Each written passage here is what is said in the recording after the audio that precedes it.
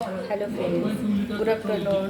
তো এখন দুপুরবেলা আর আমি এখন লাঞ্চ টাইম বসে পড়েছি খাবার নিয়ে, একটু লেট হয়ে গেল। তো আজকে দেখো এই যে আমার পুচকে শোনা আজকে স্কুলে ছুটি আছে, আমার পুচকিকে খাইয়ে দিতে হচ্ছে। আর আজকে মেনুতে আছে কী বলো তো, আজকে হয়েছে এই যে মাছ দিয়ে পটল দিয়ে ঝোল হয়েছে, একটা বেশি ঝোল না, মাখা মাখা করে ঝোল হয়েছে। আর মৌলা মাছ ভাজা, মানে হালকা ভেজে নিয়ে আর সর্ষে বাটা দিয়ে ঝাল হয়েছে। আর ওই মৌলা মাছ দিয়ে আম দিয়ে সর্ষে বাটা দিয়ে টক হয়েছে। তো আম দিয়ে সর্ষে বাটা দিয়ে মৌলা মাছের টক তো দারুণ হয়। আর যদি তোমরা কেউ রেসিপিটা জানতে চাও অবশ্যই কমেন্টে জানিও, আমি অবশ্যই শেয়ার করবো।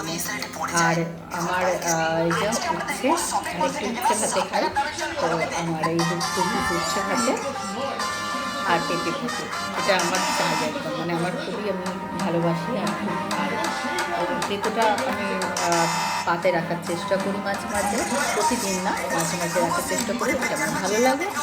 আর এই আমি খাচ্ছি। আর এই যে আমার পুচকি শোনা, যে মৌলা মাছ ভাজা, ও তো ঝাল খেতে পারে না, যার জন্য ওই মৌলা মাছ ভাজা।